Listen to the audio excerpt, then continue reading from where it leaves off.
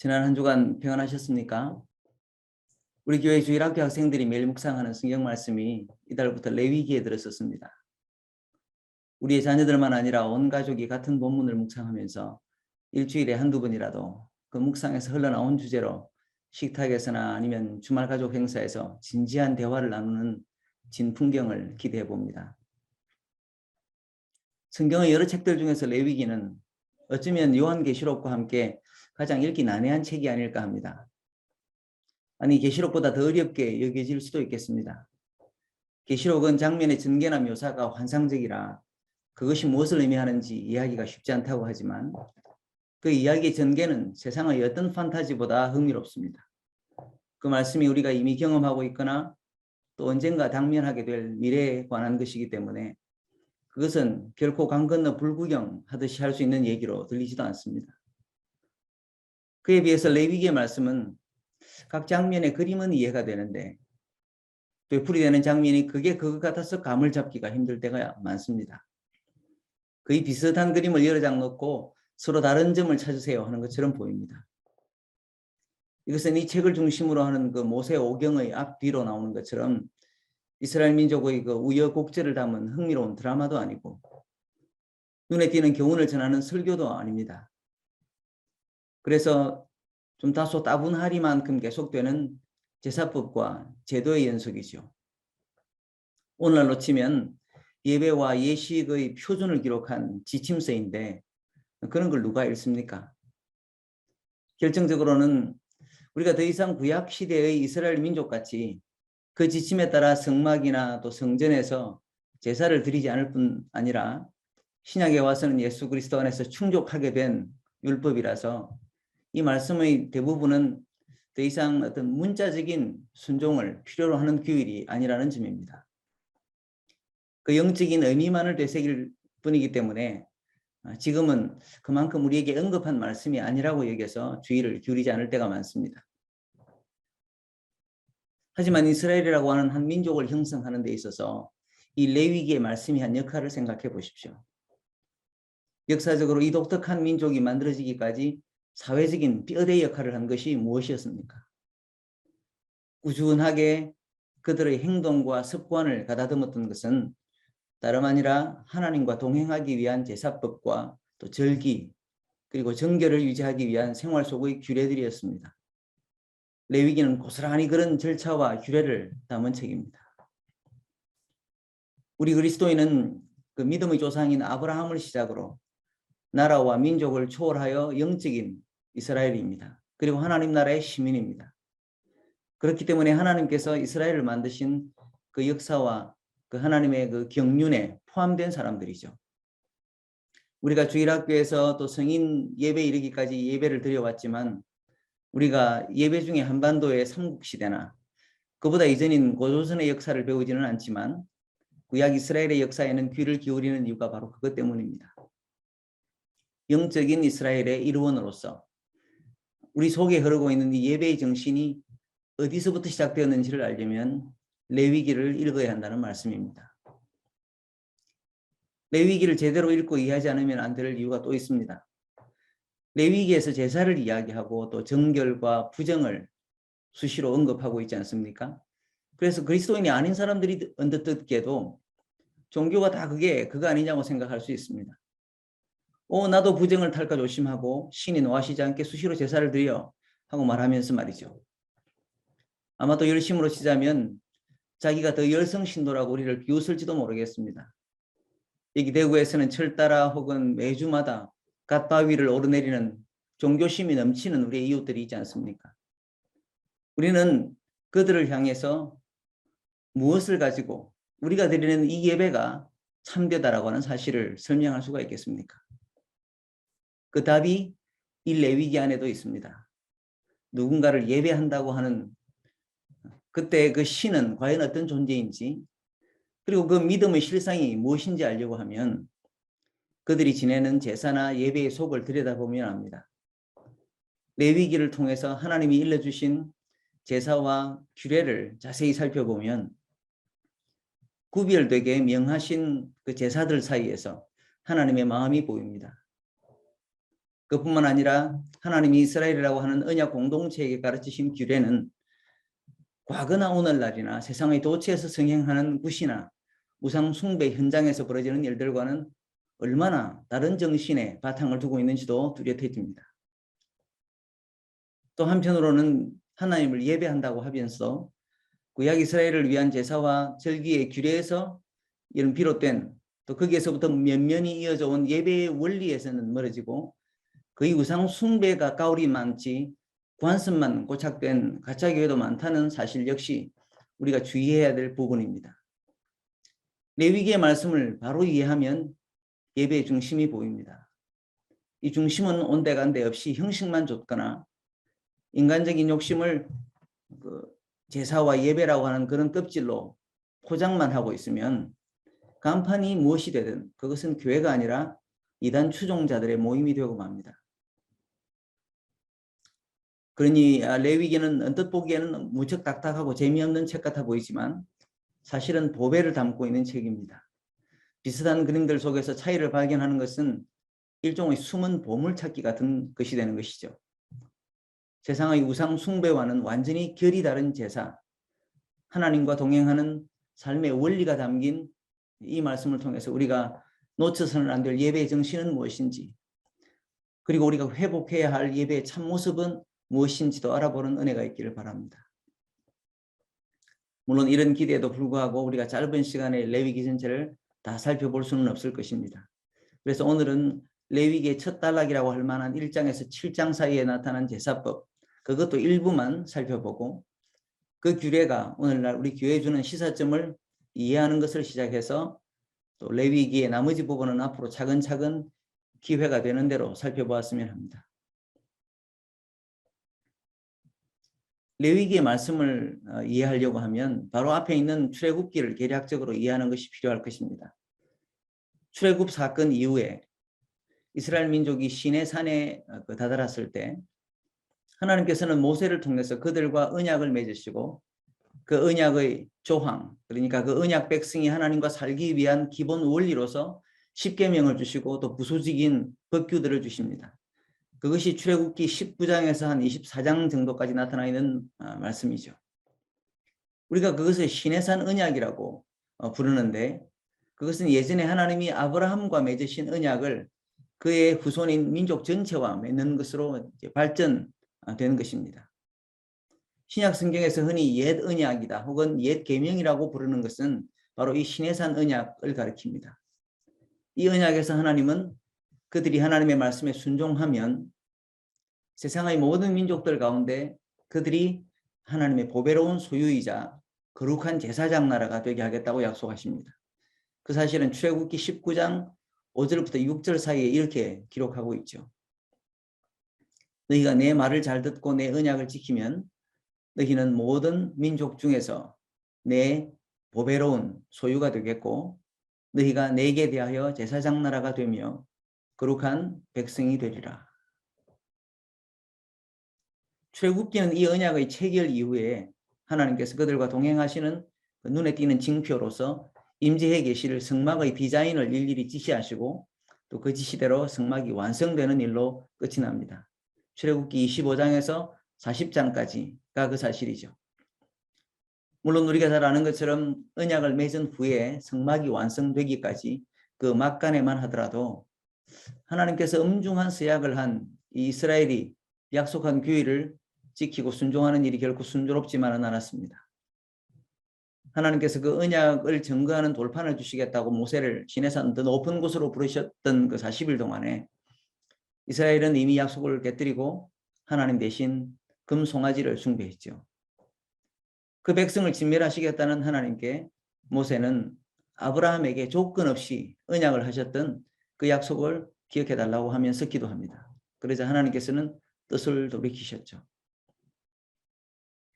출애굽기 초반에도 이스라엘 백성들은 출애굽 직후부터 하나님께 불평하며 그분을 시험했습니다. 이제는 언약에 선서하고도 이런 일을 되풀이하는데 하나님께서는 과연 어떤 방법으로 이들을 인도하며 약속을 이루어 가실까요? 이렇게 막대 먹은 사람들을 보배로운 하나님 자신의 소유, 제사장 나라, 거룩한 백성으로 만드시는 것은 하나님 편에서는 숙제가 아닐 수 없습니다. 이 백성을 위한 하나님의 계획은 무엇이었을까요?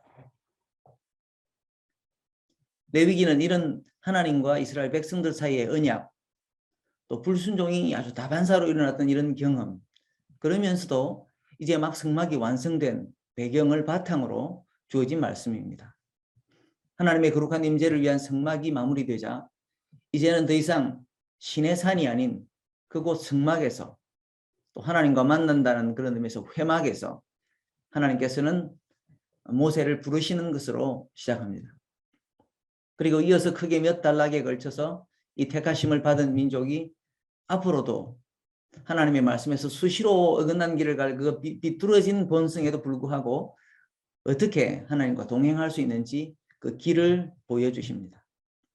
그 단락들 중에서 첫 번째 해당하는 1장에서 7장이 성막에서 그들이 하나님께 드릴 제사에 관한 규정입니다. 그 다음인 8장에서 10장까지는 그 제사를 도와서 집례하는 제사장들인 아론과 그의 아들들의 위임식과 처음 제사드린 모습을 보여줍니다. 그리고 이어서 11장에서 15장까지에 걸쳐서는 앞서 1장, 7장 그 사이에서 그 제사 규정 중에 사람이 부정하게 되면 정결을 되찾기 위한 제사의 절차를 설명하는데 여기서는 그렇게 사람을 그 정결을 떨어뜨리는 것이 어떤 것인지를 설명합니다. 그리고 레위기의 중심이라고 할 만한 16장에 이르게 되는데 거기에서는 속죄의 일이라고 하는 아주 특별한 날에 대한 규정이 주어집니다. 그리고 그 이후에는 17장에서 마지막 27장까지 속죄함을 입은 백성이 살아서 마땅한 거룩한 삶의 방식을 아주 다방면에 걸쳐서 설명하죠. 이 구절에 이 부분에 나오는 말씀인 19장 2절 말씀, 너희는 거룩하라. 이는 나 여호와 너희 하나님이 거룩함이니라 라고 하는 이 말씀은 레위기 전체를 관통하는 주제가 아닐 수 없습니다. 이런 큰 그림을 알고 레위기를 통해서 주신 그 제사에 관한 규정이나 뒤따라 나오는 규례를 읽으면 우리가 여기서 엿볼 수 있는 하나님의 마음은 무엇일까요? 항상 법이다 혹은 규례다, 계명이다 이런 단어는 순종하지 않으면 처벌을 받거나 아니면 최소 불이익이 따를 것 같은 뭔가 그 경직되고 강압적인 기분을 불러일으킵니다. 사람들은 명령보다는 권고보다는 제안을 듣는 것을 좋아하죠. 오늘날에는 아예 그냥 그런 것도 있다고 하면서 아예 그 말을 하지만 듣는 편에 완전히 그 결정권을 떠맡기는 그런 것을 더 선호합니다. 우리는 이 팬데믹 시대를 지나면서 방역 당국이 제재나 금지 명령을 내릴 때 그나마 우리나라 사람들은 좀 낫지만 유럽이나 미주에 있는 사람들의 경우에는 그것이 공공의 선이 되었던 공익이건 반항심이 얼마나 거셌습니까? 이런 그 규례, 명령을 거부하는 경향을 가진 사람이 너희는 이러한 제사를 이렇게 드려라 라고 지시하시는 하나님의 말씀을 듣게 될 때 그 지시나 명령이 그들을 향한 하나님의 사랑과 배려에서 비롯되었다라고 하는 사실을 깨닫지 못한다면 그것이야말로 불행이 아닐 수 없습니다. 흔히 서로 말이 통하지 않는 양편 사이에 예를 들어서 사람과 동물 사이에도 부득불 그 동물을 포획해야만 그 다친 부위를 치료하거나 목숨을 보존할 수 있는 경우가 있지 않습니까? 저희 가족이 즐겨보는 그 BBC 월드인가 혹은 또 내셔널 지오그래픽 같은 TV 채널은 그 야생 동물들의 생태를 아주 생생하게 전해줘서 보는 재미가 쏠쏠합니다. 그런데 최근에는 한번 보니 멸종 위기에 놓인 그 버팔로 들소 새끼의 구출 작전을 다루었습니다. 어미 버팔로는 이미 늑대의 밥이 된 마당에 사람들이 그 버팔로 새끼를 구출하려고 하는 좋은 의도로 다가가지만 그 버팔로 송아지는 자신을 힘으로 억제하려고 하는 사람들에게 순순할 리가 만무했습니다. 우리가 2주 전에 묵상한 시편 73편의 저자는 하나님의 경륜을 이해하는데 자기의 무지가 짐승 같다 라고 표현하지 않았습니까?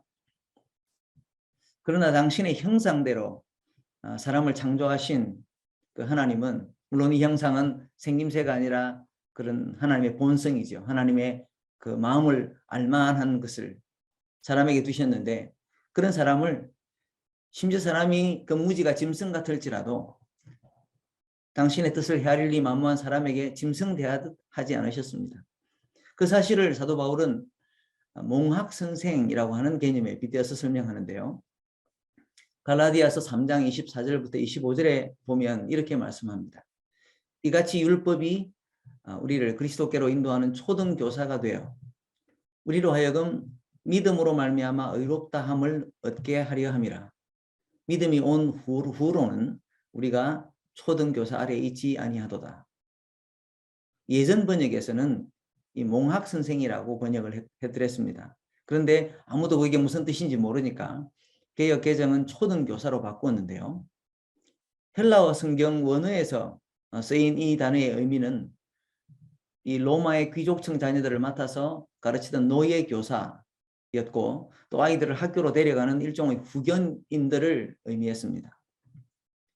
예수 그리스도께서 오셔서 비로소 믿음으로 말미암아 의롭게, 하나님 앞에 의롭게 되는 줄을 우리가 밝히 깨닫기까지 모세를 통해서 주셨던 율법과 규례들은 마치 그런 깨달음을 얻기까지 앞서서 인도하는 역할을 한 존재로 비유한 것이죠. 인도자는 인도자지만 노예라고 하는 그들의 신분이 주는 메인 그 속성을, 이 규례가 가진, 율법이 가진 그런 메인 속성을 표현하기에 아주 그만한 단어도 없었던 것 같아 보입니다. 귀한 신분인데다가 부모의 총애를 받는 자식이라도 그런 노예 교사의 손에 맡겼던 것은 그런 지도하에서 자식이 잘 배울 수 있었기 때문입니다. 한 나라의 귀족으로서 그 자녀에게도 유산으로 주어질 자유와 권세는 그런 고상한 기준을 알고 엄격히 배우는 과정을 통해서라야만 그 자유가 방종으로 치닫지 않을 것이었기 때문입니다. 이것을 세상에서 구별된 하나님의 백성에게 우리가 적용하자면, 존귀한 하나님의 백성으로 불리우는 사람들은 통속적인 세상 문화를 따르는 것이 아니라 거룩하신 하나님의 본성에 참여하는 사람들이 되어야 할 것이기 때문에 그렇습니다. 그래서 그들에게 주어진 노예 교사와도 같은 존재인 율법은 명령이거나 제재라고 보기 이전에 세상에서 유례를 찾아볼 수 없는 그 거룩한 법이었습니다. 그러나 우리가 살펴보면 알겠지만 이 규례들은 그들의 도덕적인 행동이나 시민의 도리만 가르치는 것이 아닙니다. 오히려 죄인이 그 행위로는 도저히 하나님께 다가갈 수 없음에도 불구하고 그분의 품에 들 수 있는 통로를 지시하고 가르쳐주기 때문에 이 법이 권위가 있었던 것입니다. 그런데 이 법과 규례가 가진 그런 권위에도 불구하고 하나님께서 당신의 백성에게 당신의 거룩하심에 맞게 제사로 나오면서 생활하라고 하실 때 그것이 얼마나 특별한가, 이제 드디어 배경 이야기를 그만두고 이 성경 본문을 한번 생각해 보았으면 합니다. 하나님의 명령은 한마디로 초대로 이루어졌습니다. 오늘 우리가 읽은 본문 레위기 1장 2절을 자세히 보십시오. 모세를 회막으로 부르신 하나님의 첫마디는 이렇게 되어 있습니다. 이스라엘 자손에게 말하여 이르라. 너희 중에 누구든지 여호와께 예물을 드리려거든 가축 중에서 소나 양으로 예물을 드릴지니라. 하나님께서 부르신 사람은 모세지만 앞으로 되어지는 모든 말씀을 전해서 듣게 될 사람은 모든 이스라엘 자손입니다. 하나님께서는 자신과 만나는 모세만 하나님께 나오는 길과 예배의 원리를 이해하도록, 혹은 제사장 아론이나 그의 자식들만 알도록 그 지식의 독점권을 허락하지 않으십니다. 이 지식은 이스라엘 모든 사람들에게 가르쳐져서 하나님께 제사하고 그분께 나아가는 방법은 투명하게 널리 공유된 지식이 될 것입니다. 그리고 그 말씀을 듣고 하나님께 제사하러 나오는 사람들은 꼭 이스라엘 민족이어야 한다는 제한도 없습니다. 너희 중 누구든지 라고 표현된 그 제사의 주체는 말 그대로 사람, 우리가 잘 아는 아담이죠. 이미 그 무리 속에 들어가서 하나님과 맺은 언약의 표준을 따르기로 작정한 사람이라면 그 출신이 어디든 성별이나 지위를 무론하고 누구나 하나님 앞에 예물을 가지고 나올 수 있었던 것입니다.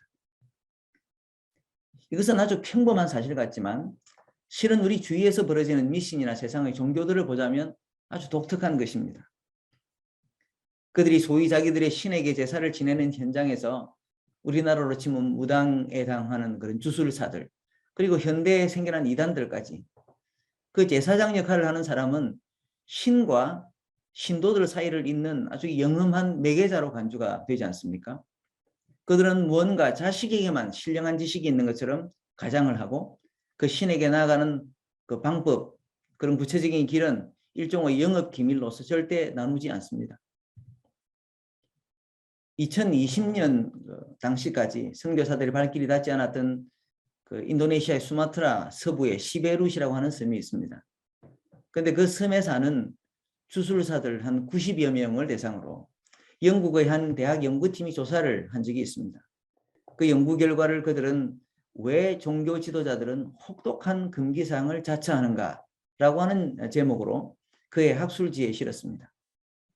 그 기사에 의하면 그들은 사람들에게 병이나 우환을 가져오는 그 영을 자기들의 눈으로 꿰뚫어 볼 수가 있고 또 자기들은 그 병을 치료할 방법을 안다고 말했습니다. 그런데 그 말을 입증하기 위해 보통 사람들은 따라할 수 없는 자신들만의 능력을 보여주는 것이 그들에게 항상 급선무였다고 합니다. 그래야 사람들이 자신에게 굿을 부탁할 테니 말입니다. 그래서 그들은 음식을 가린다든지 금기시하는 아주 특별한 행동이 있었는데 예를 들어서 그들이 먹지 않았던 음식으로는 장어라든지 긴팔 원숭이, 큰 박쥐 그런 것들은 절대 입에 대지 않았고 결혼을 했다고 하더라도 배우자와 잠자리를 갖지 않는 것이 금기시하는 행동이었다고 합니다. 우리나라 같았으면 무당이 날쌘 작두에 오르기까지 수련을 계속하는 것과 같죠. 아니면 지글지글 타는 그 수뒤를 걸어간다든지 송곳으로 자기 몸을 찔러가면서 아주 별의별 혹독한 희생을 감수하는 사람들도 많습니다. 그것은 모두 자신은 일반인이 근접할 수 없는 세계의 사람들이라고 아주 금을 분명하게 긋는 시도들입니다. 그에 비해 하나님께서 모세를 통해서 이스라엘 백성들에게 알리신 제사를 보면 그 계시의 과정이나 내용이 너무나 투명합니다. 시내산 언약을 맺은 후에 모세가 홀로 산 위로 올라가서 율법의 그 돌판과 성소의 각 부분 양식을 하나님으로부터 직접 받아오지 않습니까? 그런데 그것도 그가 스스로 모세 스스로 그들과 구분을 지으려고 했던 것이 아니었습니다. 단지 이스라엘 백성들이 하나님께서 자기들에게 직접 말씀하지 말아달라고 부탁한 것과 관련이 있습니다. 출애굽기 20장 18절부터 21절을 보십시오. 하나님께서 십계명을 주신 직후에 백성들이 이렇게 반응합니다. 뭇 백성이 우레와 번개와 나팔 소리와 산의 연기를 본지라. 그들이 볼 때 멀리 떨며 멀리 서서 모세에게 이르되 당신이 우리에게 말씀하소서 우리가 들으리이다. 하나님이 우리에게 말씀하시지 말게 하소서 우리가 죽을까 하나이다. 모세가 백성에게 이르되 두려워하지 말라. 하나님이 임하심은 너희를 시험하고 너희로 경외하여 범죄하지 않게 하려 하심이니라. 백성은 멀리서 있고 모세는 하나님이 계신 흑암으로 가까이 가니라. 모세는 오히려 두려워하지 말라고 하지 않습니까? 하나님의 임재가 우레와 번개와 나팔 소리와 산의 연기 같은 초자연적인 현상이라도 하나님의 의도는 사람들이 하나님을 경외하여 범죄하지 않도록 하신 것이라고 모세는 말합니다. 백성들을 협박하거나 공포 분위기를 조장하시는 것이 전혀 아니었다는 말이죠. 하나님 스스로 그렇게 하실 의향도 전혀 없었거니와 하나님과 백성들 사이를 중개하는 그런 역할을 하는 모세가 스스로 하나님인 양 행세할 마음도 전혀 없습니다. 마찬가지로 제사를 통하여 백성들이 하나님께 나아갈 길을 여는 제사장 아론에게도 하나님의 권위를 힘입어서 자신의 권세를 더 높이려고 하는, 가장하려고 하는 시도가 있을 수가 없었습니다. 그도 그럴 것이 세상의 미신에서는 신이라고 이름하는 자는 눈에 보이지도 않고 그 신과 사람을 중재하는 중개자라고 하는 주술사나 제사장이 무대 주인공을 도맡습니다. 그렇지만 성막에서 하나님을 만나던 고대 이스라엘의 제사에서는 하나님의 임재가 아주 뚜렷했습니다. 제사장이 모든 주목을 끌고 주의를 차지하는 그 미신과 우상 숭배의 제의들과는 달리 하나님의 성막에서 제사드린 사람들에게 하나님이 기대하신 역할을 보십시오.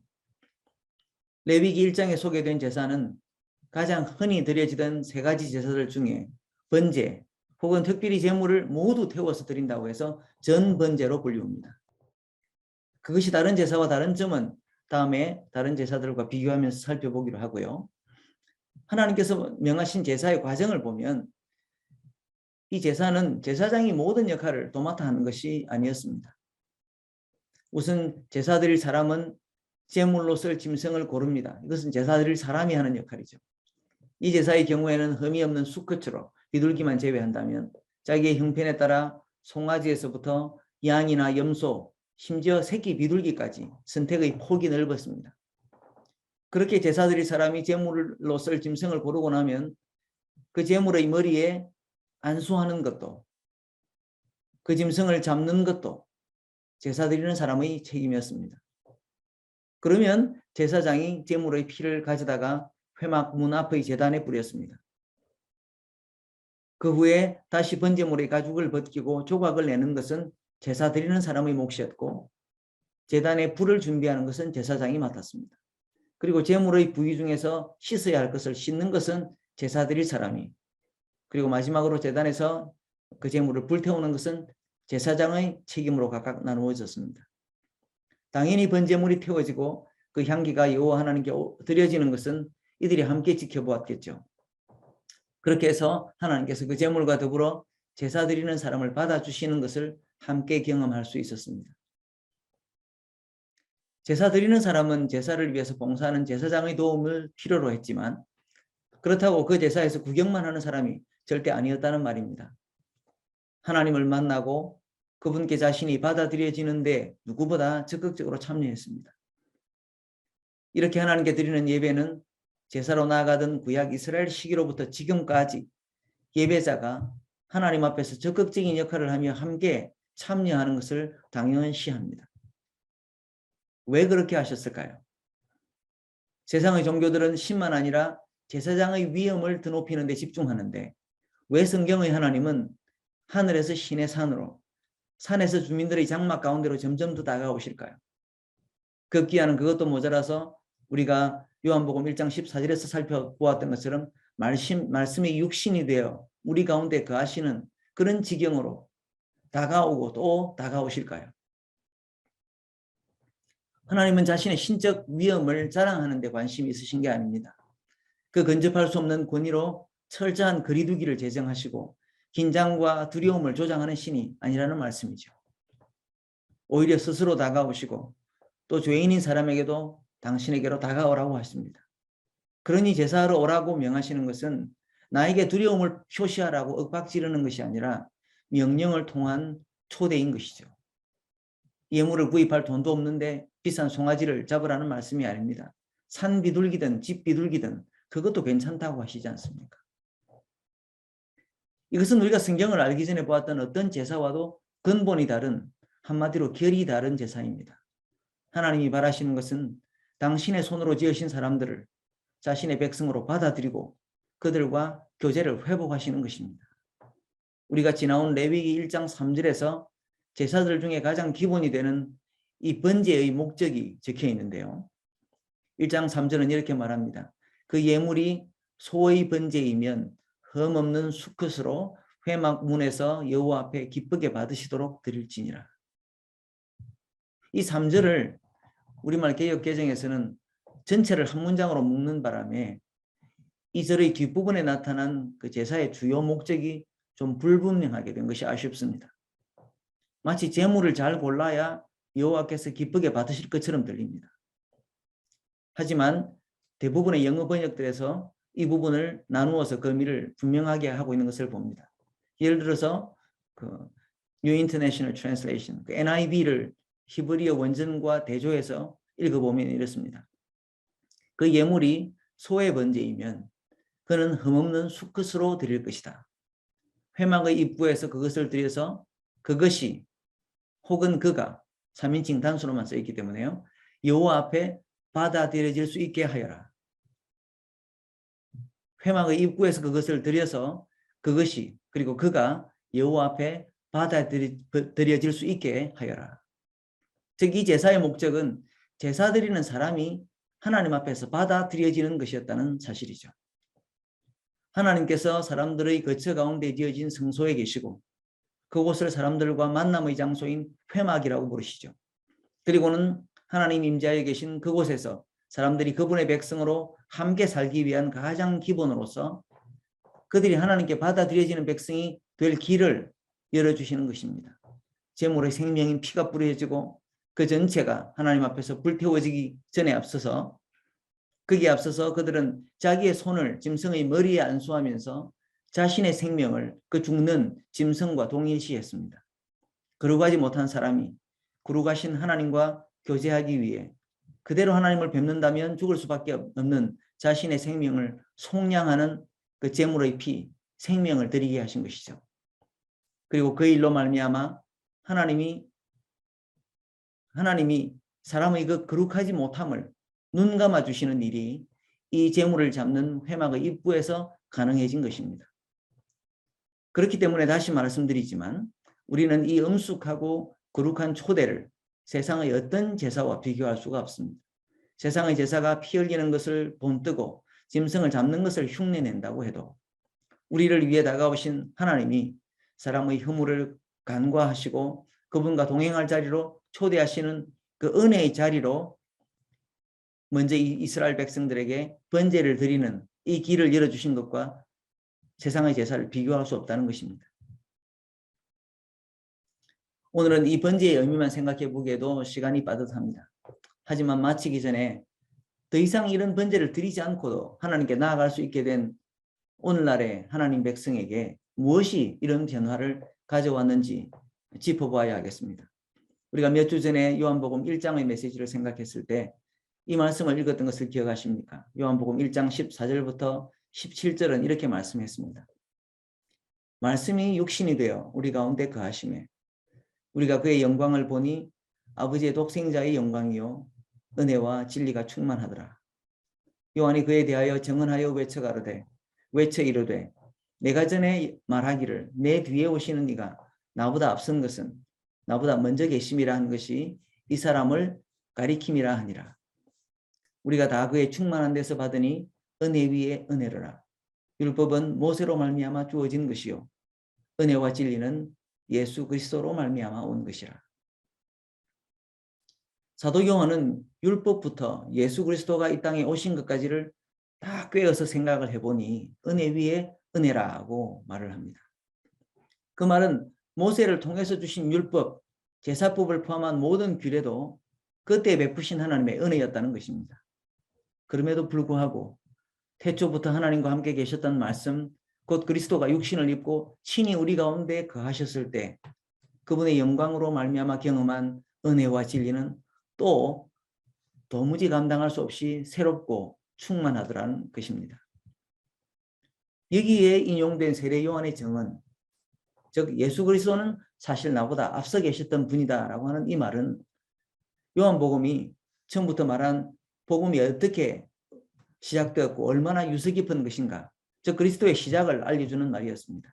그런데 그 말의 출처인 그 요한복음 1장 후반절에 가보면 그리고 거기에서 그의 말을 전체로 보면 그 증언이 어떻게 모세를 통해서 주신 율법과도 상관이 있는지가 보입니다.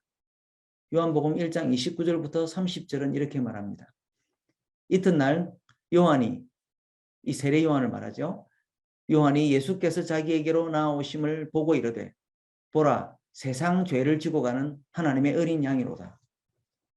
내가 전에 말하기를 내 뒤에 오는 사람이 있는데 나보다 앞선 것은 그가 나보다 먼저 계심이라 한 것이 이 사람을 가리킴이라. 나도 그를 알아보지 못하였으나 내가 와서 물로 세례를 베푸는 것은 그를 이스라엘에 나타내려 함이라 하니라.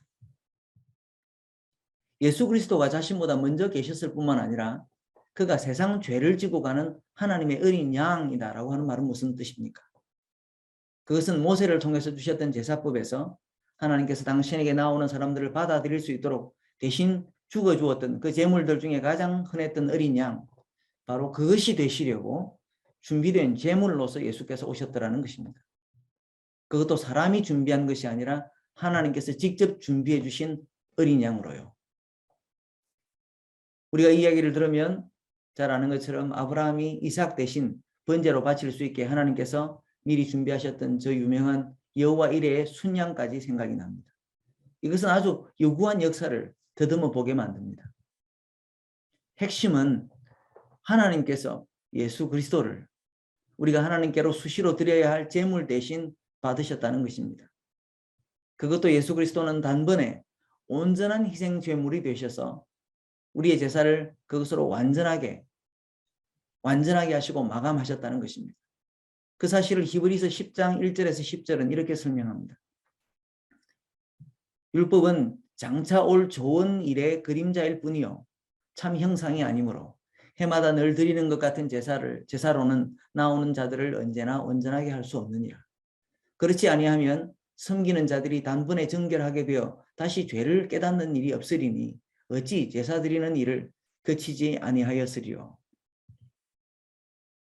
9절 10절로 가보시면 그 이후에 말씀하시기를 보시옵소서 내가 하나님의 뜻을 행하러 왔나이다 하셨으니 그 첫째 것을 폐하심은 둘째 것을 세우려 하심이라.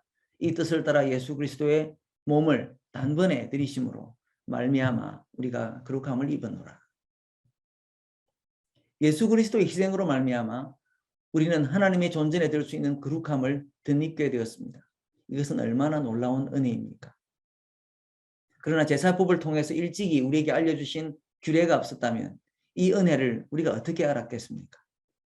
생명의 희생이 없다면 죄사함이 있을 수 없다는 하나님의 높은 기준을 몰랐더라면 우리가 깨닫기나 했을 은혜입니까? 이렇게 우리는 레위기 1장의 말씀에서 히브리서까지 그리고 하나님께 드린 구약 이스라엘의 제사와 오늘날도 도처에 성행하는 미신적인 제의의 현장까지 쭉 훑어보았습니다.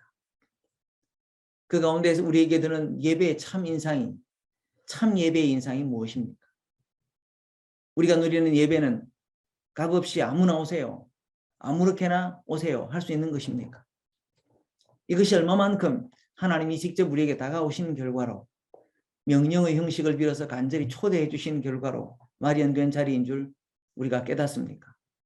그것도 우리가 희생 제물을 잡아 그 제물의 죽음을 우리의 죽음과 우리의 목숨과 뒤바꾸어야 할 그래야만 하나님 앞에 이룰 수 있었던 것을 하나님께서 직접 자신의 독생자를 죽여서 제물로 받으신 후에야 마련된 축복의 자리인 줄 우리가 깨닫습니까?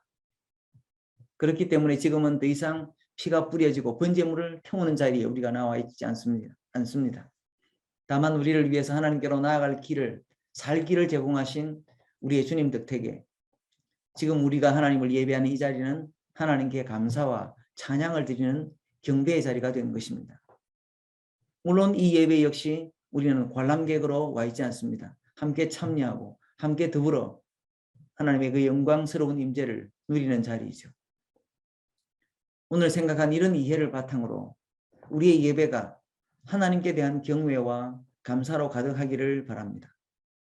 우리의 완전한 희생이 되신 예수 그리스도를 찬양하십시다. 덕분에 이제는 번제단이 있던 특정 장소로서의 성소가 아니라 우리 각자가 우리 자신이 하나님이 임재하여 계신 성소라고 성경은 말합니다. 그렇기 때문에 하나님을 예배하고 그분의 임재를 누리는 것이 저나 우리 성도들의 가정과 삶의 모든 곳에서 가득하기를 바라며 축원합니다.